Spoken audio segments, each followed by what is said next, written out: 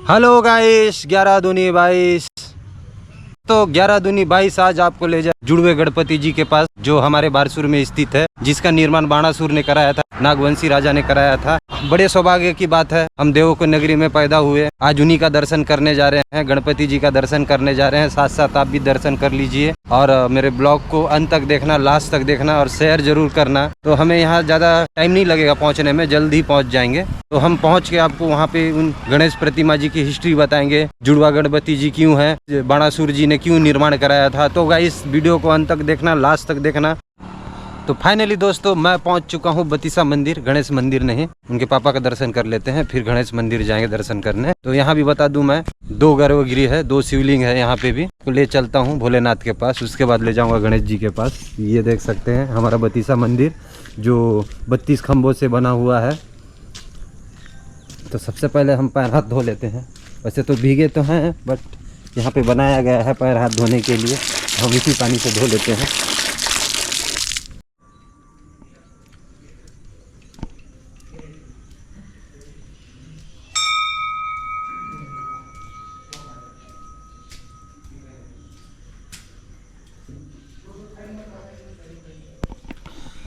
तो गाइस ये है बतीसा मंदिर। यहाँ सबसे पहले आप गणेश जी का दर्शन कीजिए, फिर आप भोले बाबा का दर्शन कीजिए। यहाँ की भी हिस्ट्री है, हमारे पंडित जी बताएंगे हिस्ट्री बतीसा मंदिर का। शिव जी का दर्शन कर लिया, अब यहाँ का दर्शन कर लीजिए। ये रहा, मैं भी खड़ा हूँ बतीसा मंदिर में। यहाँ भोले बाबा जी का दर्शन हो गया है। यहाँ का इतिहास जानना है, हिस्ट्री जानना है, मेरे से ज़्यादा पंडित जी बता सकते हैं यहाँ का हिस्ट्री। 18 साल हो गया जो भोलेनाथ का सेवा कर रहे हैं, तो इनसे ज़्यादा कहानी कौन जान सकता है। अभी हम ले चलते हैं सीधा संतोष राणा जी के पास, जो यहाँ के पंडित जी हैं। वो यहाँ का इतिहास बता सकते हैं, कौन बनाया, क्यों बनाया, 2 गर्भगृह क्यों है। इस मंदिर की विशेषता है, इसमें जो आप लोगों को दिख रहा है, जैसे इसमें 32 जो पिलर है, इसलिए इसका नाम बत्तीसा पड़ा। इसका निर्माण हुआ है आपका संभवतः आज से आपका लगभग 11वीं और 12वीं शताब्दी निर्माण हुआ है। और इनको जो निर्माण करने वाले जो राजा हैं, खिंदक नागवंशी सोमेश्वर महाराज द्वारा निर्माण करवाया गया है। इस मंदिर में ऐसा किंवदंती बताया गया है कि जैसे फर्स्ट गर्भगृह में स्वयं भगवान सोमनाथ जी का नाम दिया गया, वीर सोमेश्वराय, वो स्वयं आराधना किया करते थे, इसलिए इनका नाम सोमनाथ दिया गया है फर्स्ट गर्भगृह में। और सेकंड गर्भगृह में उनकी जो रानी आराधना किया करती थी, उनका नाम है गंग देवी महादेवी करके था। तो गंग देवी महादेवी ना कह के वीर गंगाधराय के नाम से प्रसिद्ध है। जैसे आपका 2 गर्भगृह तो हो गया, फर्स्ट गर्भगृह में स्वयं आराधना किया करते थे राजा, और दूसरी गर्भगृह में उनकी रानी आराधना किया करती थी, इसलिए 2 गर्भगृह हैं। नहीं तो अधिकांश जैसे मंदिरों में सिर्फ एक ही गर्भगृह रहता है। तो इसकी पीछे और एक किंवदंती छुपा हुआ है।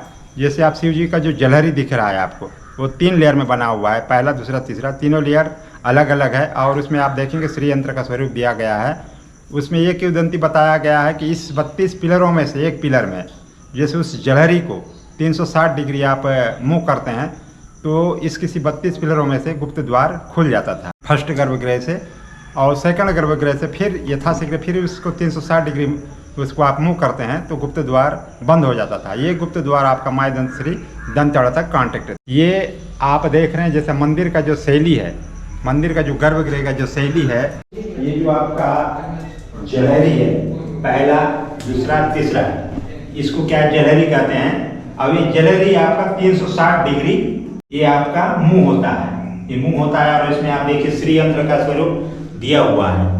और इसको विशेष करके किसी खास दिन, किसी खास नक्षत्र में इसको स्वयं राजा इस जलहरी को मतलब आपका घुमाते थे।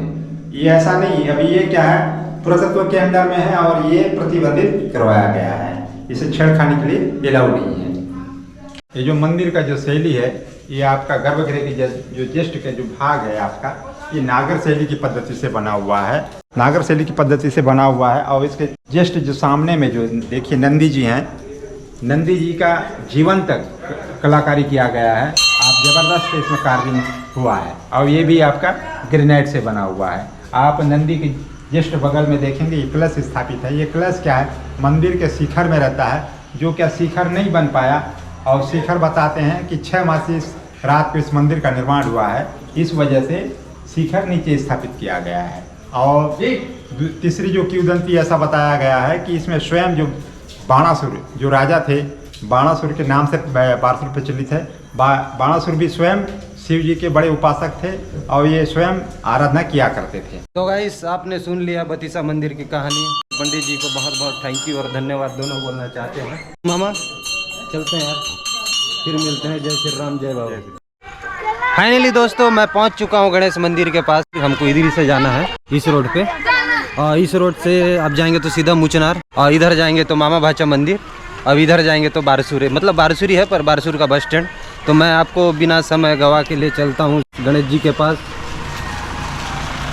ये देख सकते हैं सारे टूरिस्ट मामा भाजा का दर्शन करके आ रहे हैं। तो यहाँ का पंडाल देखिए आप।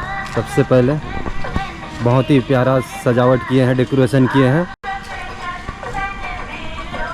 आसपास बहुत सारे तालाब हैं गणेश जी के मंदिर के पास। ये जो दिख रहा है ना, उधर भी तालाब है, गणेश मंदिर के पीछे भी तालाब है। तो गाइस बहुत ही अच्छा दृश्य रहता है, प्यारा दृश्य रहता है। तो फाइनली दोस्तों हमें और कम से कम 10 कदम चलना है, फिर पहुंच जाएंगे हम गणेश मंदिर। ये रहा गणेश मंदिर और उसके जस्ट सामने है बोरिंग, बोले तो हैंडपम्प, हमारे भाषा में बोरिंग बोलते हैं। चप्पल ही रखना है भाई, जूता चप्पल ही रखना। ये तो हम रख लिए। अब हम इंटर करने वाले हैं गणेश मंदिर में। राम राम दादा।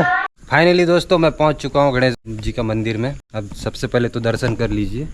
मैं बताया था यहाँ पे जुड़वे हैं गणेश जी, एक नहीं दो प्रतिमा है उनका। मुझे पंडित जी ने अच्छी बात बताई। सबसे पहले आप पोस्टर देख लो, उसके बाद यहाँ का ब्लॉगिंग करना, बताना हिस्ट्री। तो मैं पोस्टर देखने जा रहा हूँ। सही है, थोड़ा सा एक बार हिस्ट्री देख लेता हूँ, फिर हिस्ट्री बताऊँगा। वैसे तो मैं देख के आया था। ये रहा, ये देख सकते हैं, इंग्लिश में भी है, हिंदी में भी है। आप सभी ने दर्शन कर लिया, हिस्ट्री भी देख लिया। अब तो 11 दूनी 22 की पारी है हिस्ट्री बताने का। तो ध्यान से सुनना, कान लगा के सुनना। तो बता दूं, मैं आज आपको ले जाऊंगा मैं 11वीं शताब्दी में, जो बारसूर में बाणासुर का राज था, उसी ने बनाया था ये जुड़वे प्रतिमा को, गणेश जी को। ये बड़े वाले उनके बेटी उषा के लिए बनाए थे और ये छोटे वाले को उनकी मंत्री की बेटी चित्रलेखा के लिए बनाया गया था। दोनों घनिष्ठ फ्रेंड थे, मित्र थे, सहेली थे। और उनके सामने ये भोले बाबा जी का मंदिर बनाया गया था, जो अभी ध्वस्त हो गया है। मैं आपको ले चलता हूँ भोले बाबा के पास। और बता दूं, मैं भोले बाबा के पास जाने से पहले, ये 7 फीट का है बड़ा वाला और छोटा वाला है 5 फीट का, जो हर साल पहले बढ़ता था। जब हम छोटे थे तो ये भी छोटा था, मुझे ऐसा लगता है। कैसे दादा, ऐसा नहीं है क्या? आगे ना नहीं रहे, धीरे धीरे बढ़े। बिम्बल सांग तो रहा है। तो गाइस मैं बता दूं, ये पहले बढ़ता था, अभी कुछ कारण नहीं बढ़ता है। पहले छोटा था, छोटे समय हम देखते थे छोटा था, अभी बड़े समय देख रहे हैं बहुत बड़ा हो गया। समझ में नहीं आ रहा है क्या हो रहा है। नहीं कोई बात नहीं, समझ में नहीं आ रहा है तो आपको मैं भोलेनाथ की ओर ले जाता हूँ। चलो सर, चलो चलो। ये देख सकते हैं जस्ट गणेश जी के मंदिर के सामने ही भोलेनाथ का मंदिर है। ये रहा, यहाँ फोटो शूट वीडियो शूट भी चल रहा है।